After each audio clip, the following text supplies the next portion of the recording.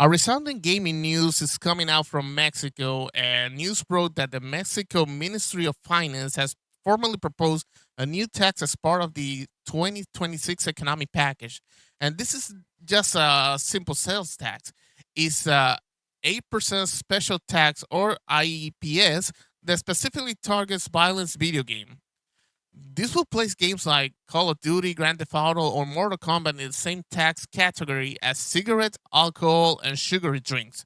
It is a sin tax. Praise be by the Lord.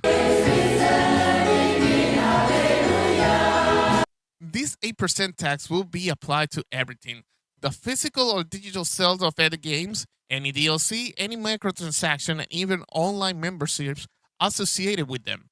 Games without violence, like Mario Kart or EA Sports FC, will be exempt. So, what's Mexico's government justification for this?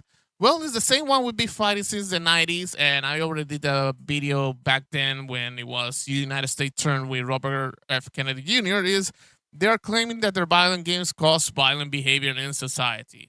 And what's their proof? What a mountain of evidence they are using to justify the new national tax? According to multiple reports, one single academic article. That's it, just one. This is frankly an insulting and archaic argument. It completely ignores decades of scientific research for major organizations like the Digital Games Research Association and even universities in Mexico like the UNAM, all of which have found no causal link between playing violent games and committing real world violence.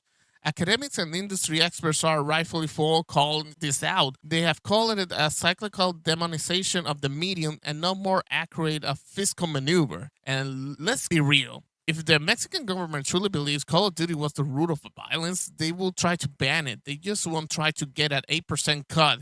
This is about public safety. It's about cash grab, plain and simple, targeting a booming industry. And analysis says that the impact will be massive. Mexico is one of the biggest gaming markets in the world, with over 72.6 million gamers and a market worth over $2.6 billion.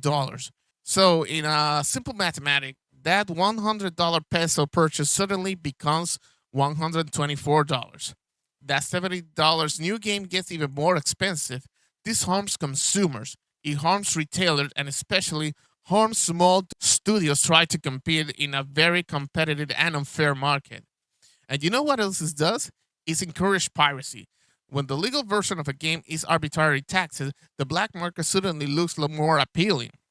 This is a lazy, uninformed, and purely political move that ignores the real structural cause of violence, like poverty and organized crime, to blame a scapegoat they can profit now. We'll be watching this one very closely as it's moved through their legislature, but it is sad, it is lame, and it is weak that we are still having these kind of situations in the 2020s.